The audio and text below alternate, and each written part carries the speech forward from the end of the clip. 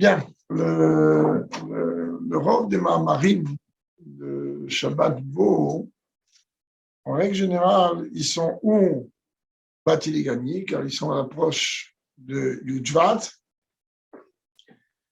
ou bien, la grande majorité, il y a 6 ou 7, voire plus Mahamarim, qui démarrent par le même Dibur Matril de ce soir.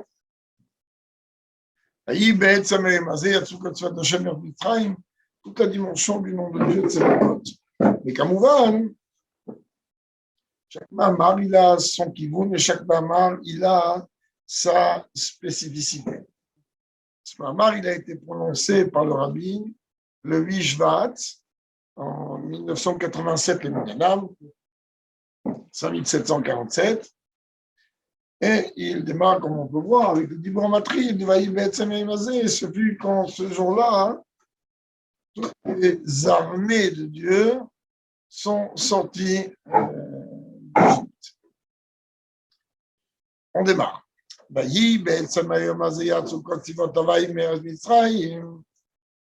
Et voici qu'en ce jour-là sont sorties toutes les armées de Dieu de la terre d'Égypte. Voilà, qu'il y a un autre verset qui nous dit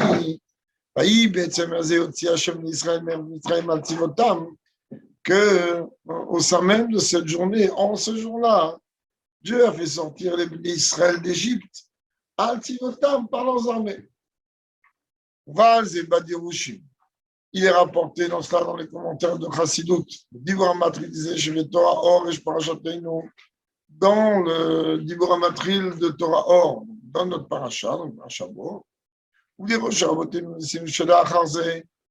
et même dans les commentaires des Rebbeim qui ont suivi. Gamel ou Shana Matril pas sur Zéaval Mevarim Ototochen. Donc on voit en vérité, le Rabbi dit même ceux qui ne démarrent pas par ce Dibur Matril, mais dans Parashat Bo, on peut déduire que la Nekuda spécifique qui ressort, qu'on doit apprendre dans le sujet, dans la facette chassidique, elle est d'Afka cette dimension de Tzivot et Tzevakot. C'est-à-dire cette dimension d'armée. C'est la première fois que le peuple juif est appelé l'armée de Dieu. Et Kamouvan, il va faire le parallèle avec le nom Tzevakot, l'un des noms de Dieu. Alors, je répète encore, il y a 7 ou 8 Mamarim qui démarrent par la même question pendant le Dibur Matril, après qui partent chacun dans un kivoun différent. Alors, on dit maintenant, et le Rabbi ici, il donne une écouda supplémentaire. Il dit même des Mamarim qui ne démarrent pas par le même Dibur Matril. Donc, a priori, on n'est pas en train de parler depuis le début de ça. Et bien, le contenu de ces Mamarim, il est d'Afkali avec Tzevakot et Tzivot. Ce que les Rachamim m'ont dit, al Chana, sur Chana, Miyom, chez Barakdosh Baruch Olamo, là, il y a Adam, chez Barakdosh Baruch Tzevakot, que depuis le jour où Dieu a créé son monde, il n'y a pas aucun être humain qui a appelé Dieu par ce nom. Je retrouve Vemer Shmuel, quoi, Marachel Tzevakot Vegomer. Ah non, je vais sauter ni, excusez-moi. Hacheba Chana, jusqu'à qu'arrive l'histoire donc de Chana. Khoule, Vamardosh Baruch Atid ben Shalar Liftoa ben Voa Beshem Ze. Et en vérité, Chana, elle, dans Vatit Palel Chana Vatomar, là-bas, elle appelle Dieu Tzevakot. Et Dieu lui dit, puisque toi, tu m'as appelé, donc Tzevakot, qu'on traduit par le Dieu des armées, mais en vérité, c'est une dimension beaucoup plus profonde que ça. Dieu, il dit à Chana, donc tu vas avoir un fils qui s'appelle Shmuel, c'est l'Haftara du premier jour de Rosh Hashanah, et lui, il va démarrer sa prophétie d'Afka avec ce nom. Comme c'est marqué, Shmuel, quoi, Marachem Tzevakot. Shmuel, il dit, ainsi a parlé Dieu, le Hashem Tzevakot, où il appelle donc Dieu Tzevakot. Et il est expliqué par rapport à cela dans les commentaires chassidiques, du fait que dans le verset dont nous traitons et d'autres versets qui correspondent, il est écrit, les armes, on traduit par les armées de Dieu.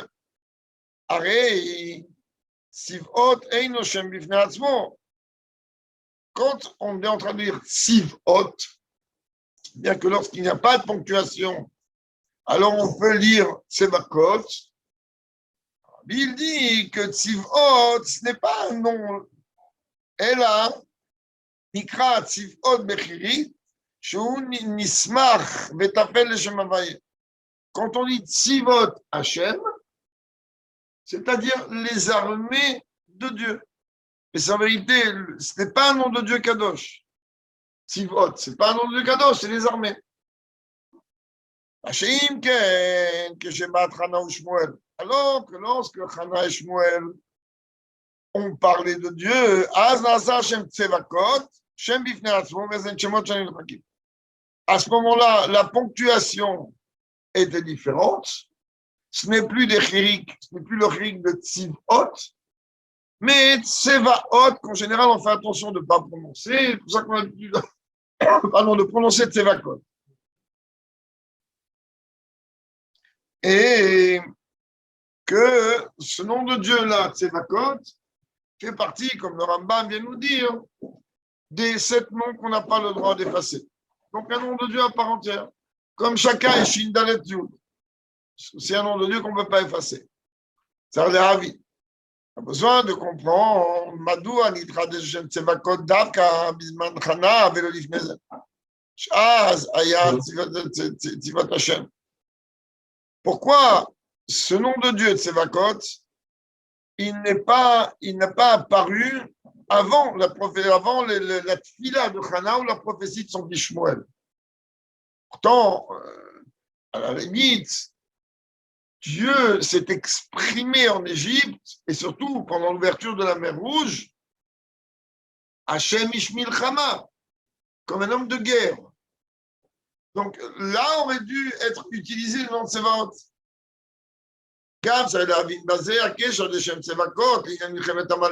En plus, là on voit que le nom de Tsevakot, il est lié avec la guerre contre Amalek, tel qu'il est rapporté dans la prophétie de Shmuel, d'une voix de Shmuel Anal, quoi, marche Tsevakot, Amalek.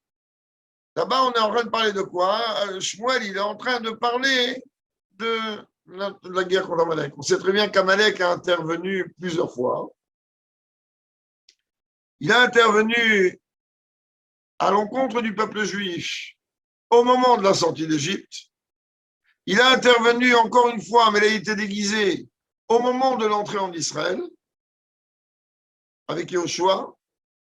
Et on voit qu'il a encore une fois intervenu, mais d'une façon telle qu'il est à l'époque de cette fameuse prophétie. D'une façon concrète, il va aussi intervenir. Mais là, pour recevoir l'addition, pas pour intervenir. Comme c'est marqué dans le Rambam, clairement, que l'un des points de Mashiach, c'est Mechiat Amalek. C'est-à-dire qu'il va anéantir Amalek. Donc on voit qu'Amalek, parfois, je ne vais pas maintenant rentrer, ce n'est pas réellement lié, pas entrer dans les détails du sujet d'Amalek, que Amalek, en vérité, parfois, il apparaît tel qu'il est, et parfois, il apparaît déguisé. Et rappelez-vous comment, lors de la guerre du Golfe, le Rabbi a dit ouvertement et clairement sur Saddam Hussein, Torsis Amalek Fundoreino. C'est le Amalek de notre génération. C'est assez puissant.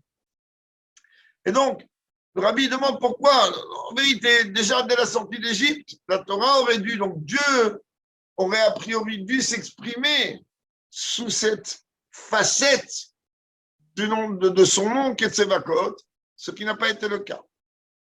Ou là, Vin Kolze. Mais en vérité, il nous dit pour qu'on puisse comprendre tout ce qu'on vient de parler, Yesh la Gimtrila. On a besoin avant tout de faire une préface, une introduction.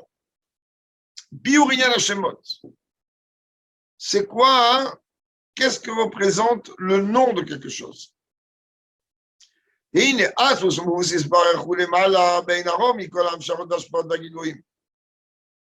En vérité, quand tu veux parler de l'essence même de Dieu, il n'y a strictement aucune comparaison, aucune relation bichlal entre l'essence de Dieu et tout ce que Dieu permet de s'exprimer.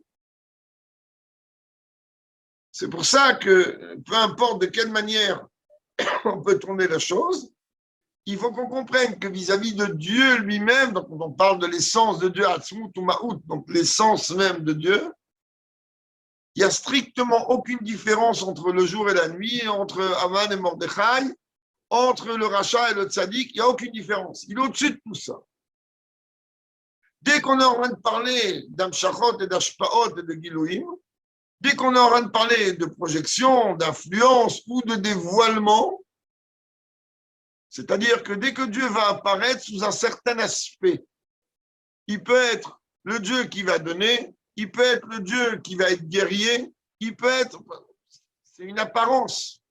Je répète, c'est un langage humain, il n'a pas du tout d'apparence. Et c'est un langage humain qu'on a besoin de comprendre. Alors il dit, comprend bien que quand on parle de l'essence de Dieu, rien à voir avec tout ce qui vient en dessous.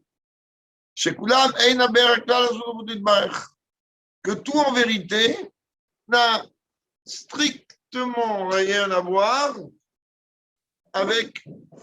Ça n'a rien à voir. Il n'y a pas de...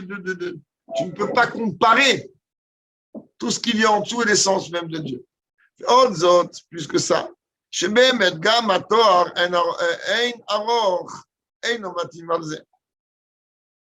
En vérité, même lorsque tu donnes un adjectif, quel rapport l'adjectif et l'essence même?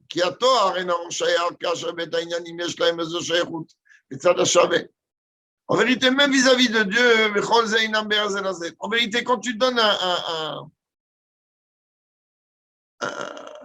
définitif, un adjectif à Dieu, en général, quand tu donnes un adjectif ou un définitif dans le monde matériel, c'est-à-dire que tu es en train de comparer quelqu'un ou quelque chose à quelqu'un ou quelque chose. Donc, il y a une relation.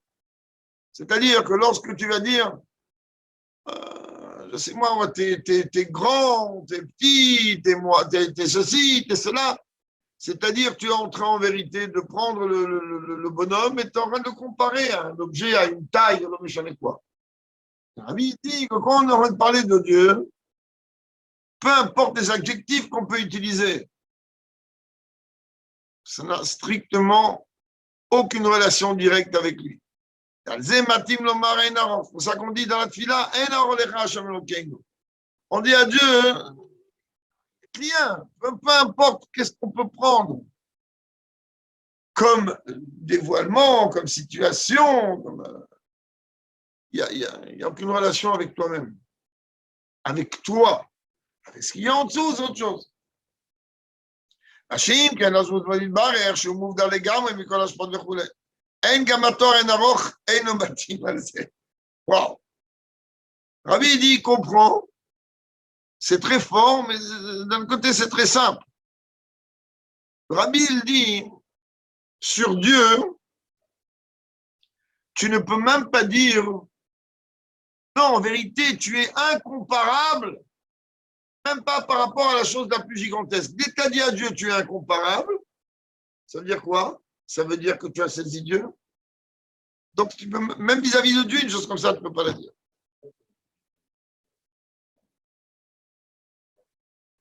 Oui, bravo, exactement.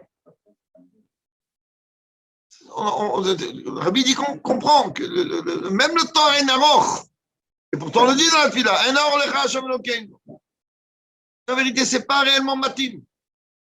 D'ailleurs, on va voir Betania. Comme le Tanya, il explique, et c'est ramené dans Bati Legani au début, שהאומר על חוכמה עמוקה, שאי אפשר למששה בידיים. לא שומע יצחק לו. Quelqu'un qui va venir dire, le Tanya explique, quelqu'un qui va venir dire, waouh, tu te rends compte, cette idée, cette sagesse profonde, elle est tellement profonde qu'on ne peut pas la palper avec les mains. Tout le monde va rigoler de lui. Depuis quand une chachma, tu peux la palper? Tu ne peux pas.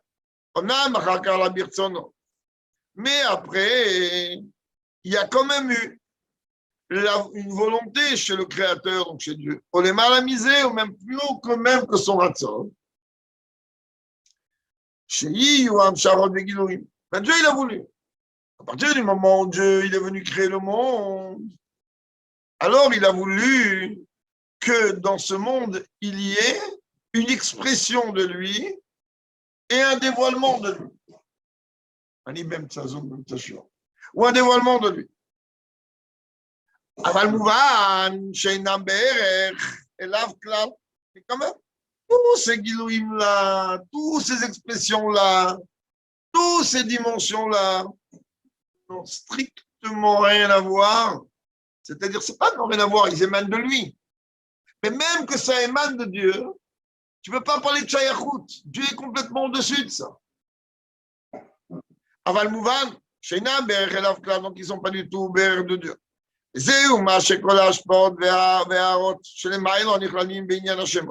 C'est pour ça en vérité que tous les influences, les dévoilements, alors on les a inclus, enfin, ils ont été inclus à travers des noms. On leur a donné des noms.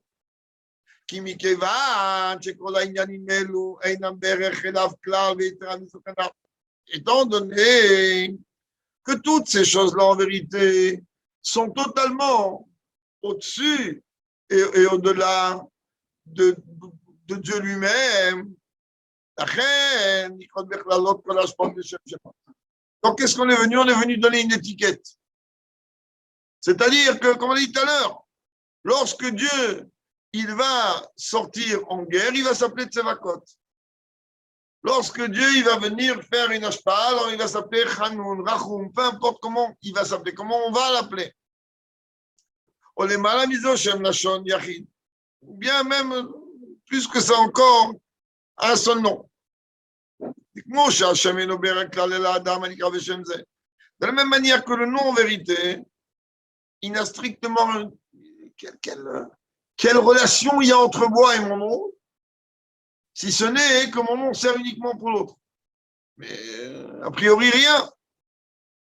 Alors, pareil vis-à-vis de Dieu, même que tu veux prendre, il n'est pas entré dans ça ici, mais même que tu veux prendre le nom de Dieu Yud Kevavke, qui est le Shem Amforach, qui est le Shem Amehave, qui est le premier nom de base. On a expliqué l'autre fois qu'il y a un Vaïe del Tata, Vaïe del Hela. On ne va pas pour l'instant parler de tous les niveaux qu'il y a. C'est un nom, et c'est un nom d'une sainteté gigantesque. Malgré tout, vis-à-vis de Dieu lui-même, ce n'est qu'un nom. C'est-à-dire un nom, c'est une facette totalement extérieure. Même si elle a une relation, on a parlé plusieurs fois que, quand on a parlé des Otiyot et compagnie, qu'en vérité, qu'on comprenne bien, il est vrai que d'un côté, le nom d'une chose n'exprime qu'une facette totalement extérieure à la chose, mais d'un autre côté, puisqu'on est en train de parler de la Shana Kodesh et quand on est en train de parler de Dieu, alors automatique ou du Neshama, le nom de quelqu'un, il est en train en vérité de nous permettre de décoder d'où elle vient. Enfin, c'est quelque part, quelles sont les forces, pas d'où elle vient, quelles sont les forces qui sont données à cette Neshama.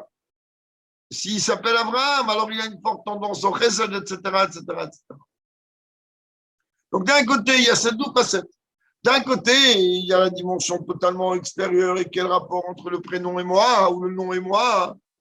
Et d'un autre côté, bah oui, bon, il exprime qui je suis, l'intériorité. Tu vois, donc c'est deux extrêmes. Mais qu'on comprenne bien, le Rabbi il dit, à partir du moment où on parle de l'essence de Dieu, tout ce que tu vas pouvoir parler, ça ne lui atteint pas la cheville si on peut parler comme ça sur Dieu.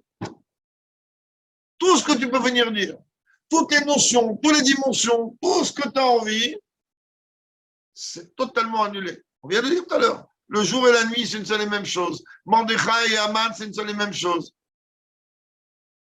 Tout. Il n'y a pas de différence. C'est la dimension d'Anyava et le Shanit, c'est l'essence même de Dieu. Maintenant, comme le Rabbi nous l'a dit ici, Dieu, il a voulu qu'il y ait une Amshara.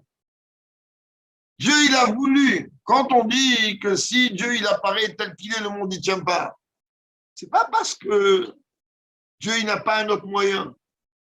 Que dès qu'il va apparaître, le monde, il va partir. C'est-à-dire que Dieu ne peut pas retenir le monde quand lui, il apparaît. La preuve est, c'est qu'au moment de la Géoula, Dieu lui-même, il va apparaître. Et le monde, il va rester. Mais là, on a un challenge. pendant cette période du challenge, pendant cette période du galout, il y a le challenge de l'obscurité la plus totale. Là, ça veut dire, on est bien dedans. Et une fois que c'est surmonté, automatiquement, il y a la Géoula et Dieu il se dévoile. Pirouche, ça veut dire que ça n'implique pas l'essence même de Dieu. Et les badam, il y a comme avec un inanimé la carte, la carte. Tu regardes un homme, un humain, hein, il se tient debout, il a plusieurs membres qui vont d'une extrémité à l'autre. Roche, gouffre, règle. Il a une tête, il a un corps, il a des pieds. Chez Roche, règle, est-ce que tu peux venir comparer le pied et la tête? J'ai reçu un coup sur le pied. Alors quoi? Bobo, j'aurai mal un jour ou deux. Chemichement, j'aurais reçu le même coup sur la tête, je ne serais pas là ce soir. On est d'accord que c'est deux, tu ne peux pas venir comparer le pied et la tête, pourtant c'est le même corps.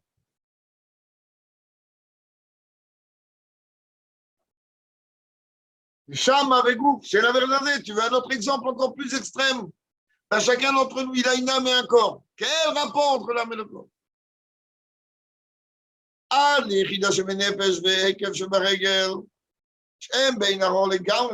Et si tu veux prendre des extrêmes,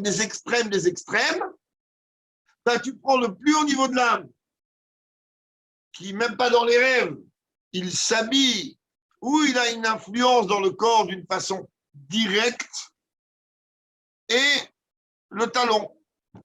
C'est-à-dire il a pris l'extrême le plus bas avec l'extrême le plus haut. Quel rapport?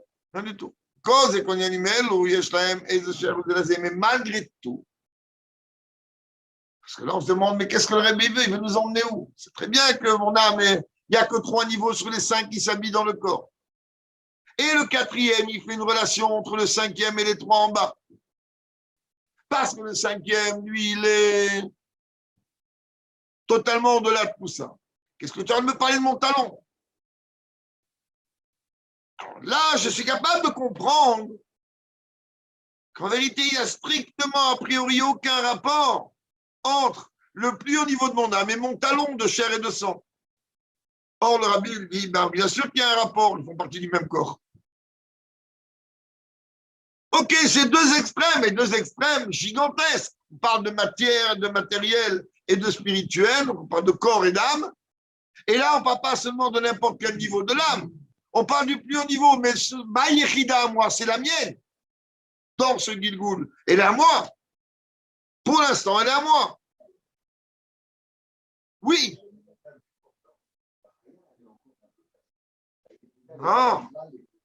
Mais à partir du moment où la Neshama Bichlaluta, Chamisha Shemot Nikreula, donc c'est Chamisha Madregot, ça veut dire que même que tu veux parler du niveau le plus haut, que lui, il n'a aucune shayachut directe, il n'a pas d'impact direct avec le corps, il est quand même, quand Maneshama, les 3 niveaux, ils descendent dans le corps, les 2 autres, ils restent là-haut, mais c'est marqué Yaakov Mazouz, façon de parler. Mais d'une façon concrète, oui, elle a une relation, Maïrida, c'est pas la sienne et c'est pas la tienne. Car elle est 1/5 des 4 autres niveaux qui sont en dessous. Et donc, même si en vérité, il n'y a aucune relation, a priori, il y a quand même une relation. Alors, Rabbi dit, mais quand même, quand tu parles du prénom de quelqu'un, du nom de quelqu'un, quel rapport?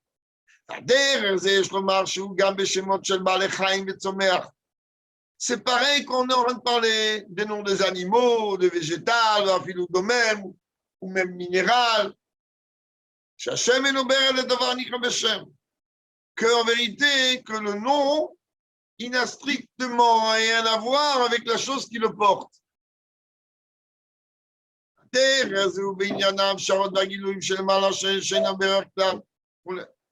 Pareil, quand on est en train de parler qu'il y a l'essence de Dieu, et ensuite il y a toute une dimension d'amshachot, de giluim, de projection, d'émanation, de dévoilement, tous ces niveaux-là, même les niveaux les plus hauts, ils n'ont rien à voir avec Dieu lui-même.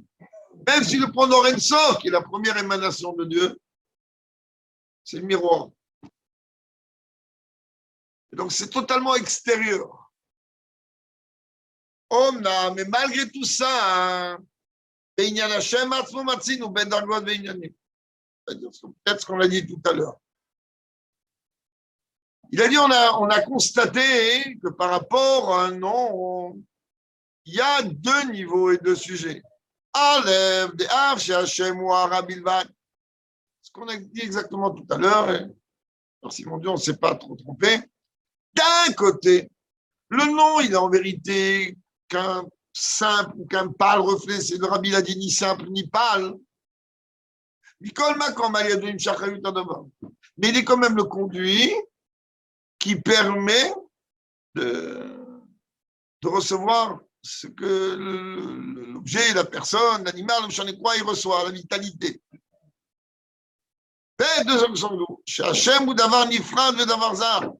D'un côté, il est en vérité ce qui donne la vitalité, d'un autre côté, totalement étranger. Si demain je décide que je veux m'appeler Yecheskiel, je ne sais pas pourquoi c'est sorti ce nom, mais on me vous savez qu'est-ce que je dois faire? Une seule chose. Je dois annoncer que je m'appelle Yecheskiel et que pendant 30 jours, on doit m'appeler Yecheskiel. Si pendant 30 jours, on m'appelle Yecheskiel, je m'appelle Yecheskiel, là, je veux faire un hidour, je vais nommer la Torah. Donc le nom en vérité, tu vois bien que si je peux me permettre de changer de nom, et je peux le faire, je ne conseille pas de le faire, et je peux le faire, ça veut dire que le nom en vérité, c'est une facette qui est quand même oui extérieure, avec moi-même, parce que je peux changer.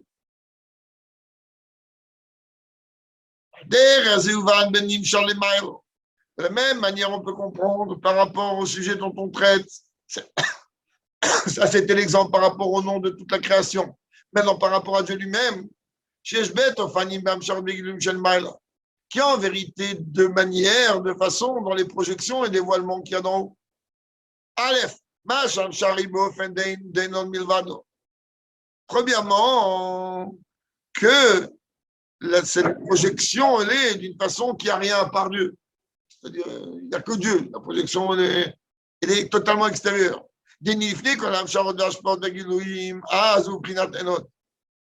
Parce qu'avant même qu'il y ait toute cette création et tout ce que Dieu il veut, quand je dis avant, on est capable de comprendre que Dieu, de toute manière, il est En-Od.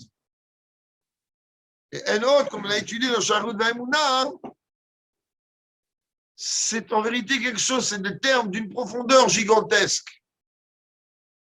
Ein-Od, traduction basique, ça veut dire il n'y a pas en plus. Il n'y a pas en plus de lui quoi que ce soit. Mais Ein-Od, c'est-à-dire il n'y a rien par lui. Et d'ailleurs, quand on regarde, voilà d'ailleurs, Rabbi va directement sur l'explication la plus profonde. Ein-Od, il n'y a pas de Metsiout. Le Rambam dans Ilchot Avodah Zarah, il dit que quelqu'un, que lui, il s'imagine dans sa tête qu'il y a autre chose qui existe dans l'univers à part Dieu, c'est Oved Avodah Zarah. C'est fort. Ça dirait quoi? Et ça, c'est quoi? Et ça, c'est quoi? Et ça, c'est quoi? C'est que Dieu. Non, il n'y a rien. Ah, tu penses qu'il y a autre chose? Il y a un vrai problème chez toi. Et quand même, le Rabbi dit, il y a eu un moment, ce n'est pas les mots du Rabbi, il y a eu un moment. À partir du moment où se sont projetés suivant la volonté de Dieu, ce n'est pas quelque chose qui est parti tout seul. Toutes ces projections et tous ces flux, etc. Alors là, tu peux effectivement venir constater avec tes yeux qu'il y a un monde. Mais il y a un monde à partir de quand? Moi, j'existe à partir de quand? Je ne peux pas dire que je n'existe pas. Parce que si je n'existe pas, mes mitzvot, ce n'est pas des mitzvot. Et mes avérotes, ce n'est pas mes avérotes. Mais je dois comprendre, ça veut dire quoi, j'existe. Ça veut dire quoi, je suis une médecine. Je parais une médecine de ces fêtes. À partir du moment où Dieu il a décidé de se cacher et me laisser croire à moi et à tout l'univers qu'on existe. Et là, en vérité, on vient appuyer, c'est pas seulement à une ode. Quand il n'y a aucune médecine apparente, alors on va appeler un ode. Il n'y a rien d'autre. Quand il y a une médecine apparente, on va dire un ode milvano. Il n'y a rien d'autre à part lui. Klomar, des milvado de médecine aval imo yashron. Tu comprends un peu la merveille de comment Rabbi explique les choses ici. Ça veut dire, il y a deux dimensions. Quand tu es en train de lire dans Torah,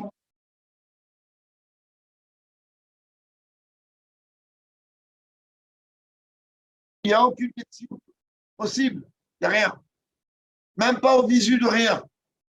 Quand on dit un homme milvano, c'est-à-dire que toutes les médecines apparentes, donc toi, moi et l'univers entier, ne sont rien face à lui. C'est-à-dire qu'ils sont en lui, donc il n'y a que lui. Donc il y a une différence de langage.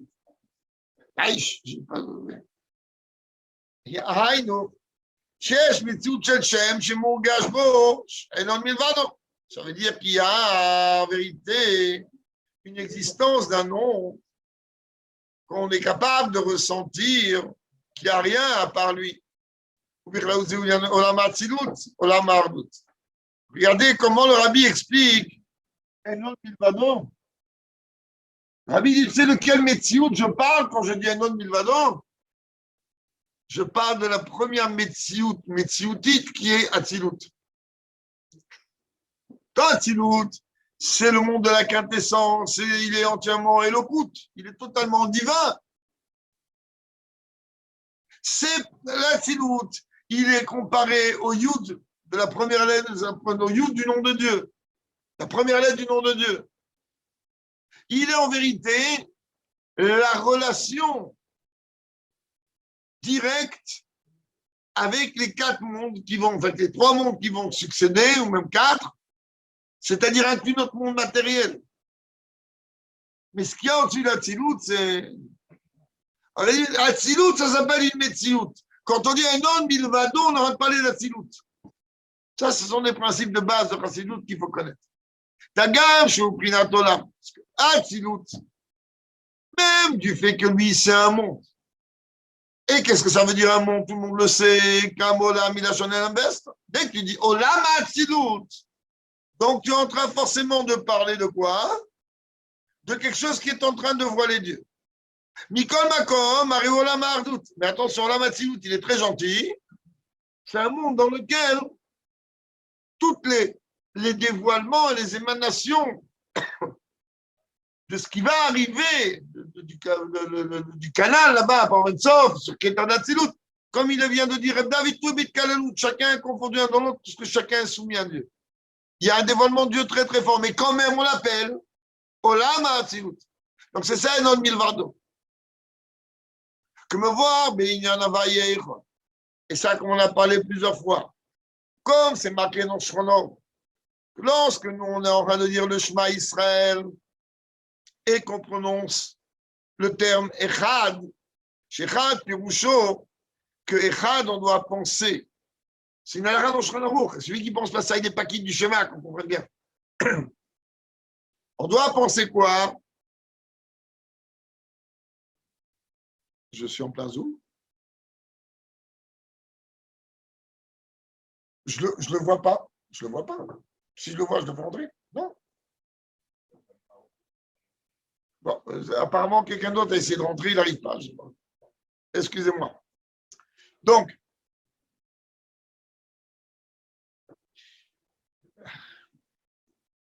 on a vu que dans Shurano, alors, il est rapporté qu'il faut avoir, il n'y a pas tout dans la tefila, on est forcé d'avoir une kavana. Si on ne sait pas faire des kavanotes, on ne connaît pas les kavanotes sur les quoi, alors là où on est quitte dans tout, sauf 2 points dans la tefila, sauf le Shema Israël, la première phrase, et le début de la Hamida. Et comme on sait aussi très bien, le Birkat Amazon, le premier paragraphe, ça, il faut avoir une kavana particulière, sinon on n'est pas quitte. Il faut voir, comme c'est rapporté dans le sujet de Havaye Echad, chez Echad, Pirusho, qu'est-ce que ça veut dire Echad? Shagam, Shesh Metziut Shel Vavrikim, Ve'aretz, Metziut Shel Dal Torot Haolam. Même qu'en vérité, il y a 6 cieux et la terre. Et il y a en vérité une Metziut des 4 points cardinaux. Makom Nirgash, chez Aleph, chez Walufo Shel Olam. Malgré tout, on comprend quoi? Que Dieu, le Aleph, il est la première lettre, il représente le maître du monde. Zéouignan et non milvado. C'est un non milvado. Avalimo yachon. D'accord, un non milvado. En c'est qu'il n'y a rien, même pas une création. Là, il y a une création. Donc, un non milvado, malgré la création, il n'y a que lui. Comment on dit? Attends, Michel Olam, au fait, la chenille, le deuxième, il est Be'amshachot.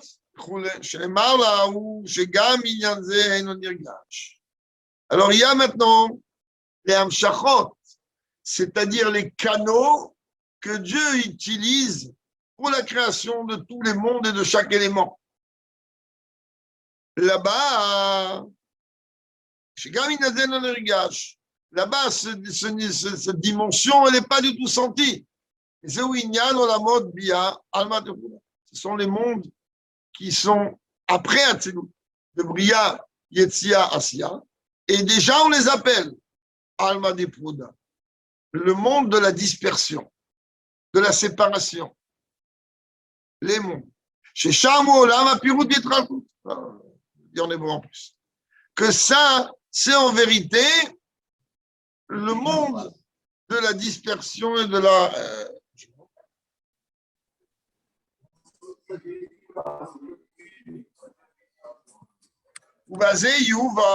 Et par cela on comprend Achil ou Ben Hashem Tzvakot, Kepishu Batora. Bien qu'ici, alors dire maintenant on va comprendre la différence qu'il y a.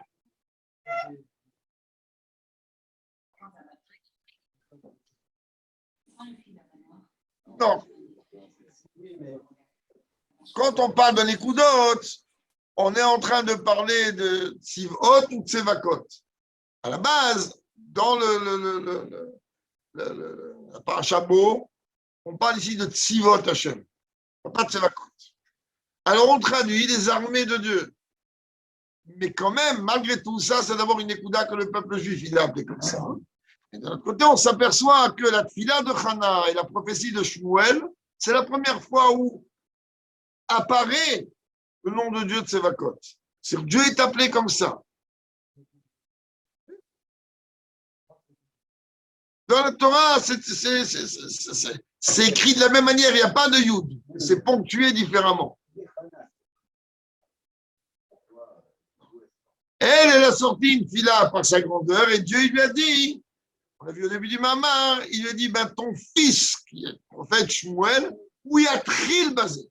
C'est lui qui va commencer à prophétiser avec ce nom-là. Comme à Ruach HaKodesh.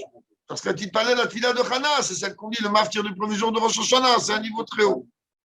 La petite parole Sfaradi, on a l'habitude de dire tous les matins la fila, avant la fila, Hana va tomber. Et donc, maintenant, on va essayer de comprendre la différence qu'il y a entre le nom de Tsevakot tel qu'il est dans la Torah. On peut dire ici Tzivot, Tzivot Hashem. Shatzivot tout Avanisva Lavaye. Comprends, dans la Torah, il n'y a pas le nom de Dieu de Tsevakot. Il y a Tzivot Hashem. Mais tel que c'est écrit, il n'y a pas de ponctuation. Tu peux lire aussi, quelqu'un, par exemple, il n'a pas préparé Kreta Torah et il est débutant, je serais capable de lire Tsevakot Hashem. Il pourrait, c'est écrit de la même manière. De la même manière que quelqu'un, quand on voit qu'Avram, il parle aux anges, Biadoni, il peut prononcer le nom de Dieu, c'est écrit de la même manière. Il y a comme ça beaucoup de choses, mais donc mais on a vu plus haut que lorsqu'on est en train de dire Tzivot Havaye, Même qu'en vérité, c'est marqué Tzvakot Avaye. Tzivot Avaye, le mot Tzivot, il est Tafel ou Avaye, c'est les armées de Dieu, d'accord, ça appartient à Dieu, mais c'est Tafel devant lui. Shem Tzevakot, alors que le nom de Dieu Tzevakot, tel qu'il est prononcé par un Shmuel, Shou Tzevakot Stam, là-bas, c'est directement le nom de Dieu. Tzivot Avaye Winyan, Shem Tzevakot, Kibishu Beolam Atzilut. En vérité, le nom Tzivot, il est en vérité tel qu'il est rapporté où dans le monde d'Atzilut. Dans le monde d'Atzilut, comme tout est annulé et uni à Dieu, donc il est totalement annulé. Machéim, quand Kibishu Beolam Bia, chante Reliot Inyan Shel, Tzevakot, Kinyan Bifnatzmo. Alors que dès qu'on parle dans les mondes inférieurs à Atzilut, de Bria et Tzira Asiya, alors là-bas, le Tzevakot, il devient un nom totalement individuel. Sivot Hashem, il est en relation avec nous qui est marqué. Alors que Tzevakot, il est une facette extérieure. D'une façon concrète, Deine Batoram, Douba, ou Israël, chez Hayou, Dordéa. Qui c'est qui sont appelés Tzivot Hashem? C'est le peuple juif. Le peuple juif qui est appelé et constitué par le Zohar et par le Midrash, il est appelé la génération qui est sortie du désert, sortie d'Égypte, pardon, pour être dans le désert. Elle est appelée Dordéa. Elle est appelée une génération de connaissances. Pourquoi? Parce qu'ils sont de Rosh Moshe. Ils sont en vérité la génération de Moshe Rabbeinu. Et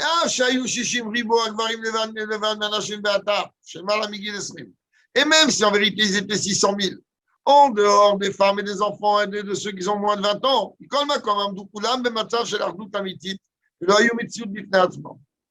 ils étaient quand même malgré tout dans une union qu'ils n'ont pas, que chacun était confondu dans l'autre. Ça ne veut pas dire qu'à un moment ou à un autre, il y a eu, oui, des révolutionnaires.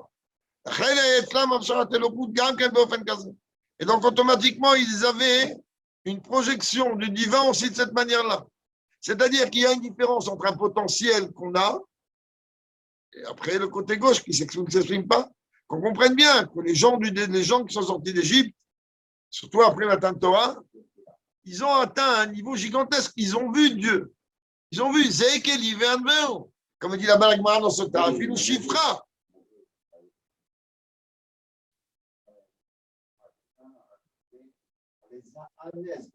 Oui, Barou, mais quand même, ils avaient un potentiel. Ils avaient Moshe Rabbeinu devant eux. Moshe Rabbeinu, qu'on veuille ou pas, il est unique. Et c'est l'une des raisons pour lesquelles, d'ailleurs, c'est pas un Loyadaïch Bourato. Il a Chinami, mais même que dans chaque génération, vous aurez dit, un dor Shem Boke Moshe. Il passe tout en émation. Mais c'est une pashtout. Là, ils avaient Moshe Rabbeinu Birvodo Vatzmo. On ne peut pas déformer les mots, c'est écrit clair, il pashtout. Il pashtout. Là, ils avaient Moshe. Et donc, à partir du moment où ils avaient Moshe, et que Moshe, toute sa nekouda à lui, c'est. Je veux comprendre. Son ignan à lui, c'est Chokma, il a besoin de comprendre, il a besoin d'art.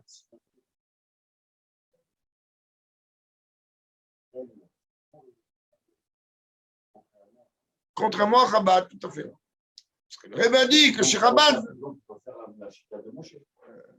le Rabbi dit que la chita de Chabad, certainement la chita de Moshe, l'essence même. Aujourd'hui, donc il faut travailler avec les deux dimensions. Non. Le Rebbe dit que, il même dit dans le premier Mahamar, que nous on n'est pas comme les polishers, comme les rabbis polonais. Parce qu'il y a un passage qui dit Tzadik Bemunat Yichye, et eux ils disent, ils n'inventent pas. C'est-à-dire en vérité que tu regardes le tzaddik, tu as mangé, tu n'as plus faim. Lui, il mange, toi, tu n'as rien mangé. Mais tu le regardes, tu n'as plus faim. Tu n'as plus faim, tu l'as regardé, ça suffit. Rabbi dit, chez nous, ça marche pas comme ça. Chez nous, le Rabbi dit, moi, je suis là, je vais vous aider, je vous lâche pas. Tout celui qui est attaché à la poignée de ma porte, il est là. Moi, je tire que celui qui est attaché. Les autres, c'est à celui qui est attaché d'aller chercher les autres qui ne sont pas attachés. Mais en vérité, avec la force de quoi? Je crois que le shliach, il travaille avec ses forces à lui. Oh, il va, c'est sûr que c'est avec la force. Mais la Chassidoute Chabad, elle exige un travail et un effort. En malasot. Tu veuilles ou que tu veuilles. Alors, regarde, tu peux regarder, pourquoi aller chercher très loin? Regarde la Tzant. C'est ni une critique, ni Motishamra, ni de la Shonara. Ils ont, Baruch Hashem, que d'une longue vie à Adolam en parfaite santé, qu'il a fait Mashiach rentre dans un corps. Et ils ont un rabbi physiquement présent. J'ai parlé une fois avec quelqu'un de là-bas, je ne vais pas dire qui, parce que c'est... Avec quelqu'un comme ça, gentiment, on discutait. Je lui ai dit, je ne comprends pas, tu peux m'expliquer à quelle heure ton rabbi prie mincha? Je ne me rappelle pas l'heure qu'il m'a donnée. J'ai dit, mais pourquoi tu pries mincha maintenant, toi? Tu n'as pas pu aujourd'hui? Il a dit, ah, non, on n'est pas Chabad. On n'est pas Chabad, que genre, on est à toutes les pilotes avec le rabbi. On voit le rabbi vendredi soir au Tiche. Ça, un peu Shabbat, comme ça. C'est tout. Nous, pourquoi on a besoin constamment? Parce qu'on est obligé de faire travailler nos propres forces. C'est ça, t'as du côté de boss et des gagnes. On est obligé de faire travailler nos forces. Le rabbi dit, tout je te donne. Bien. Je ne veux pas, d'âme à dire soufa, je ne veux pas de pain de honte, je ne veux pas de pain gratuit. Boss.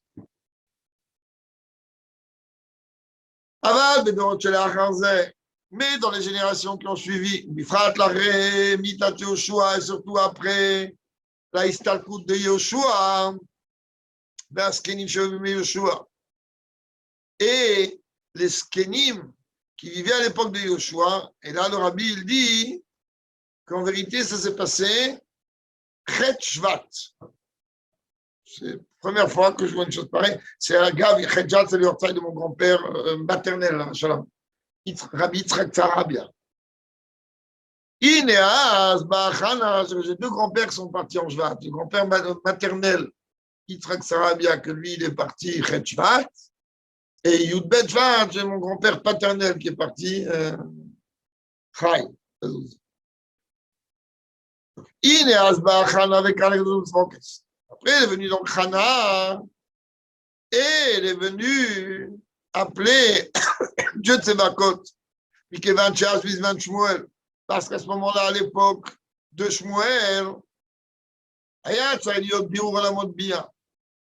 chaque génération, elle a un travail. Qu'on comprenne bien. Les générations d'avant, elles devaient œuvrer pour faire le birou des trois mondes inférieurs à Hatzilut, Bria et Serasia. Ça veut dire pour faire le bureau de quoi? On a vu tout à l'heure dans le Mardi Proud, pour faire le bureau des mondes qui sont des mondes de séparation. Le Piroud. C'est pour ça qu'à ce moment-là, il y avait aussi la guerre contre Amalek. C'est ça aussi le jeu du nom de Dieu de Tsevakot. C'est les armées de Dieu. Ça veut dire quoi? Ça veut dire que là, on est en train de parler d'une guerre et la guerre contre un opposant. Ou, le rabbi dit, il y a un autre moyen de gagner la guerre contre l'opposant. C'est quoi? Tu veux gagner, tu veux gagner la guerre, montre à l'ennemi que tu es prêt pour la guerre. Si l'ennemi sait que tu es prêt pour la guerre, il ne sortira même pas en guerre. Quand est-ce que l'ennemi sort? Parce qu'il sait que lorsqu'il met une claque sur la joue droite, on lui tend la joue gauche. On dit à quoi? Tu veux que je te branche l'électricité aux Juifs? On lui recoupe l'électricité. Tu veux que je te branche l'électricité Ah, tu fais la grève de la faim? Ok, alors d'accord, oh là là, tu fais de la peine. Si aujourd'hui on était comme à l'époque de David, t'as mis que ça aurait été complètement différent. Très vite, ça arrivé à l'époque de David avec Machias.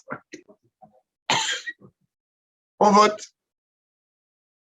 Rabbi dit, c'est où aller à combattre l'ennemi ou lui faire peur en lui montrant qu'on est prêt. Mais en fait, c'est la milchama al-khatrila. Même pas sortir en guerre. D'ailleurs, ils le font très bien avec l'Iran, sans vouloir rentrer dans les politiques pour les avec l'Iran, ils le font. Ils n'arrêtent pas de leur dire, n'essaye même pas. Et l'Iran sait qu'ils ne doivent pas essayer. N'essaye même pas. Oui, c'est les fous, mais ils savent qu'Israël, elle va pas les caresser dans le sens du poil, alors, les nouvelles. N'essaye même pas. Pourquoi tu dis pas ça aux autres ennemis? N'essaye même pas. Allez. À partir du moment où il y a une mitziout d'un opposant, les fichar, ça est les shem bifneatzmo. Là, il y a besoin d'un nom spécifique. Shem Tsevakot. C'est-à-dire un nom qui rappelle la dimension de combat, de la guerre.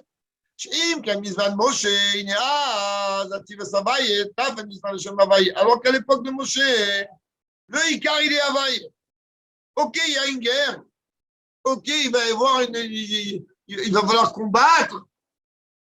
Alors, il va falloir combattre. Mais qui c'est qui va combattre? Un niveau mal, un niveau shliach, un Havaï, un niveau Acher.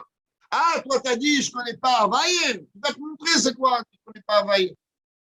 Là, ok, il y a une guerre. Ok, une dimension de tzivot, d'armée. Mais tzivot Havaï, c'est une armée qui est battelle totalement dans le Dieu Yudkevavke.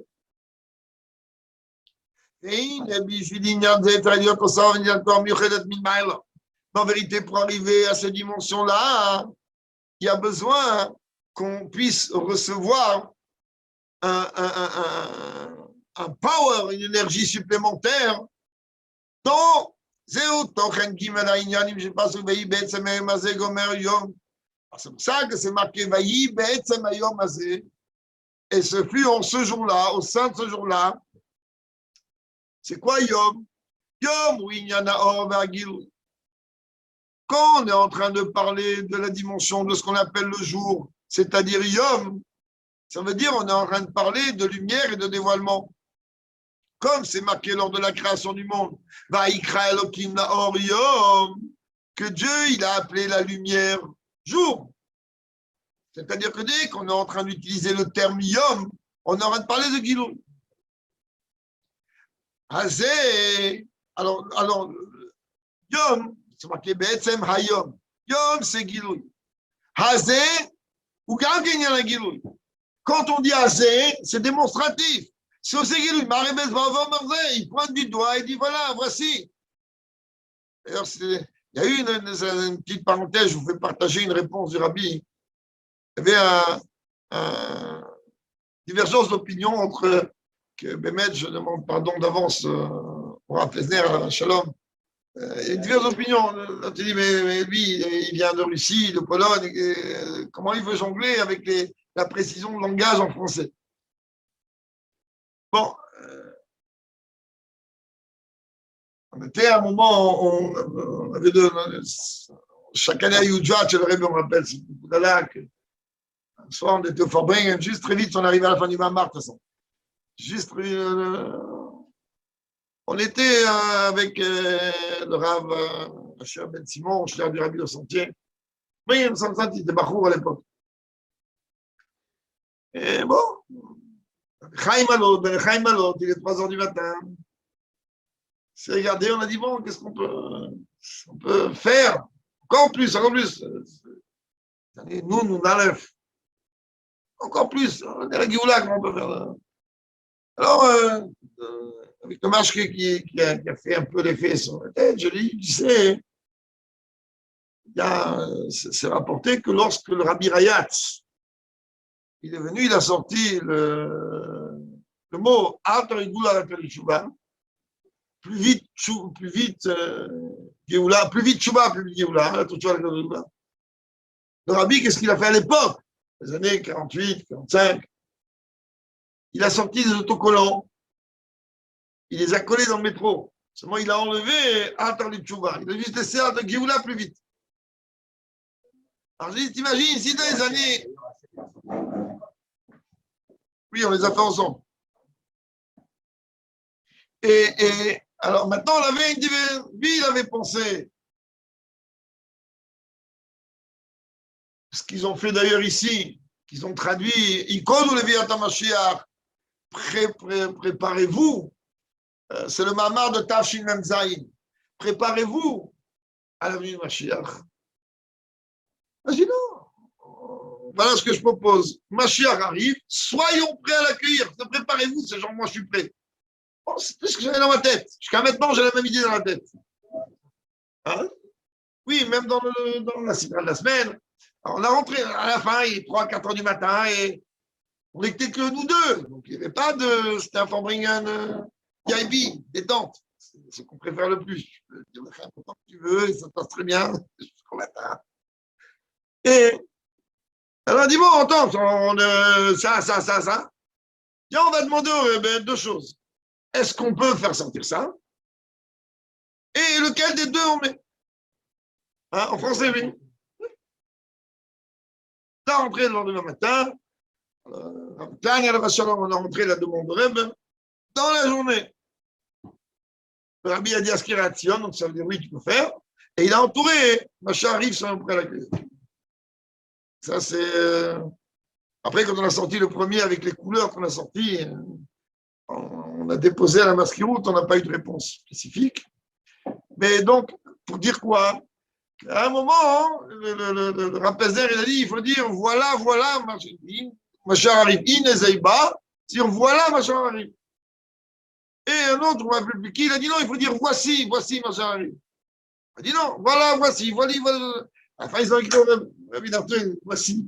C'est démonstratif, c'est pour dire que c'est démonstratif. Même ça, a priori, il faut être attention à comment on va dire et comment on ne va pas dire. Allez, on termine. Et en vérité, dès qu'on disait, ça montre.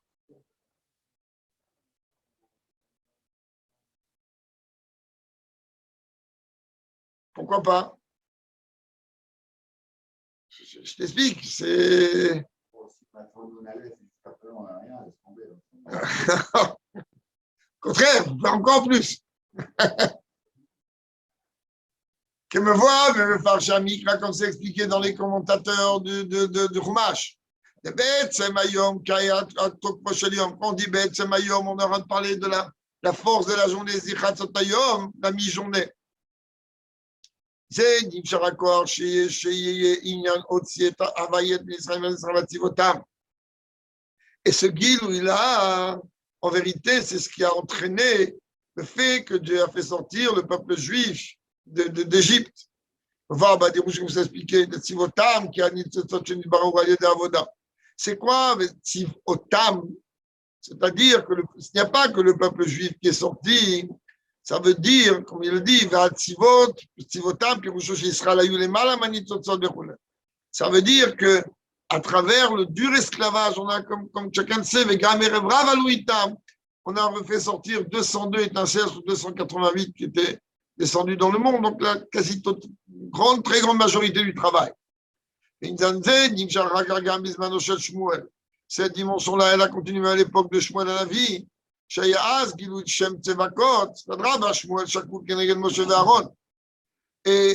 ce moment-là, il y avait besoin de dévoiler le Tsevakot.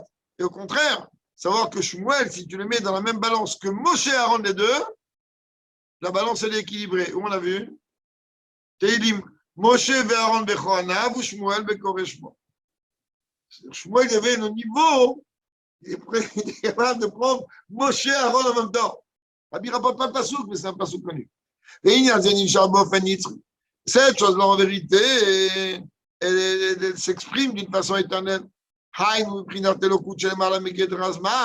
C'est d'un niveau divin qui est au-delà de la dimension du temps.